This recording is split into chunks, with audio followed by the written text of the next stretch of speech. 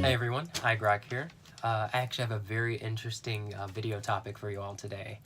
I actually want to introduce you to the idea of playing video games. Not necessarily video games, more like mental games. Anyway, play as a method of strengthening one's intuition. Now, you may think in the first place, strengthening intuition, what in the world am I talking about? So a lot of people immediately think about intuition as gut feelings. And, you know, with the channel being iGrok, and grok, as I defined in an earlier video, it's understanding something intuitively without cognitive reasoning. So I want to really develop a sense within the audience of how to hone in on what intuition feels like, what it feels like to practice and strengthen intuition and also utilize intuition. I feel like we understand quite well how to utilize intelligence, how to study, how to practice, how to try over and over, how to methodically analyze. Intelligence makes a lot of sense, but intuition seems to elude us. A lot of people immediately associate intuition with trusting your gut feeling. And intuition is associated with the gut feeling. It is definitely associated with feelings, but it is not the end-all say-all. Your feelings are often misleading as they are interpreted by your conscious mind. They're filtered through your subconscious mind, but interpreted by your conscious mind. But again, this is why I want to strengthen intuition, because the subconscious mind is distorted with many things, many random things, oftentimes. However, the subconscious mind, it's a lot easier to speak to the true self, true desires, true intentions. And this is actually particularly important when it comes to spirituality in general, but when it comes to trusting one's intuition, you have to get a feel for what intuition feels like. What does it feel like to be present with my emotions? Or what does it feel like to be not present for my emotions? You know, whatever standpoint you come from, which is most comfortable, it's just a matter of allowing your conscious mind to sort of feel out your subconscious mind. And like I said, you don't have to actually do that process, because luckily for you, I've worked out a sort of game that you can play. And the game is centered around a system of the brain, or of the nervous system, I should say, called the reticular activating system. And the reticular activating system, I'm not going to go into all the science behind it, but it's basically, you can think of it as the gateway between the sensory information that you're receiving from your body and the information that is allowed into your conscious mind. It's literally like a gateway between all the bulk of information and what your mind is paying attention to, essentially. So the reticular activating system is going to allow the information that's most important to the conscious mind for processing. It's going to allow that through into the conscious mind, and it's going to filter out the rest of it for the most part.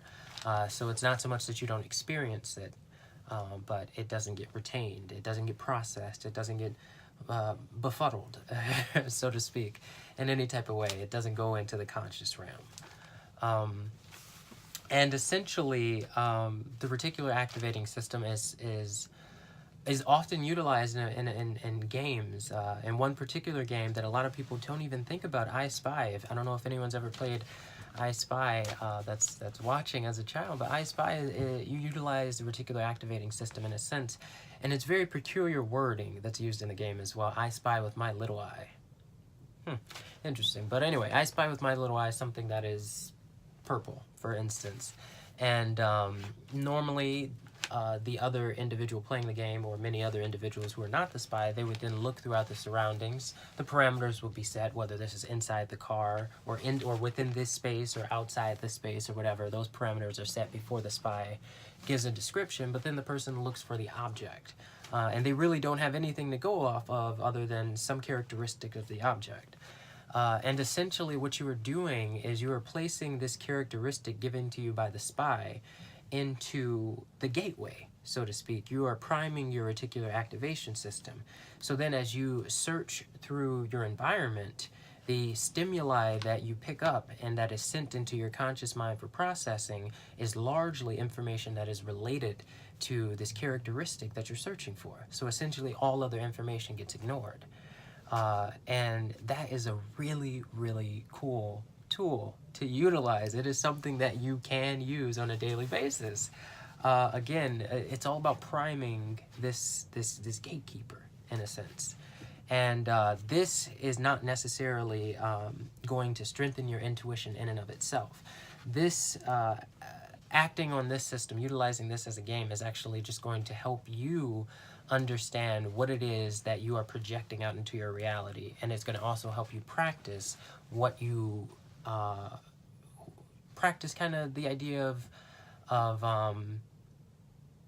resonating what it is that you desire, so that you put out what you want into the universe, and you also seek out what you want the universe to give back out, or to give back to you.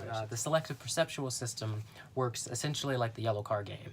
I don't know if you've ever played that game, but if you're in a car and you're riding, not driving, hopefully, basically you and another person, it can be 2 or more people. You basically look around for yellow cars, and the moment you see a yellow car, the other person has to also see the yellow car. So both of you have to be within the same field. So I can't be looking out this window and the other player is looking out the other window. We both have to be using the same field of reference, because the idea is we want to see whose mind latches on to the yellow car quickest, because that is the person who's going to get the point. So right here, what you're doing is still engaging this reticular activating system, but the difference is what you're priming it with, that it's coming. Speed is the issue here. The I Spy game, for instance, speed was not the issue. It was a matter of detective work, in a sense, putting the right characteristic, or putting this characteristic description to the right object. And then with the message that's being primed to you, the idea is that I need to feel like this message every time, every time. But again, the yellow car game allows for a different reality, because with the yellow car game, you don't know when a yellow car is going to come. And essentially, this game has no meaning other than beating the person next to you. This is all about fun. Playing the yellow car game is fun because all of a sudden it's weird, because you don't see yellow cars that often when you're driving or riding in a car normally. But the moment you start seeking them out while you're playing the game, they appear everywhere.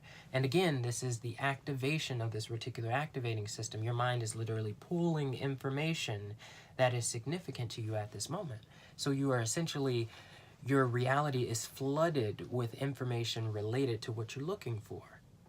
Essentially, you have tapped into a biological radar, or a psychological radar, a spiritual radar, even, if you may. But the way that you would engage this, like I said, as far as the selective perceptual system, is creating your own game. And the way that I did it with numbers. I'll show you a quick blurb. I'm still doing things real simple here, real simple. And what you see in front of you is essentially the rules for my perception, my game. But in the first column, I'll give you a quick little rundown. The first column is numbers. Numbers are the symbol that I utilize.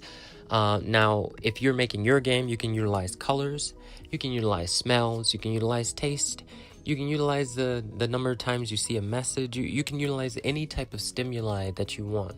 But essentially, you want some stimuli, and again, in my case, numbers, to then remind you to think of some message. And then the message can be, again, whatever you feel as if you need to work on. It's whatever you feel like you need to work on. And what you do with that message, again, also is something, whether you just think about the message, whether that is a direct action that you then take. Again, it is all you have creative freedom.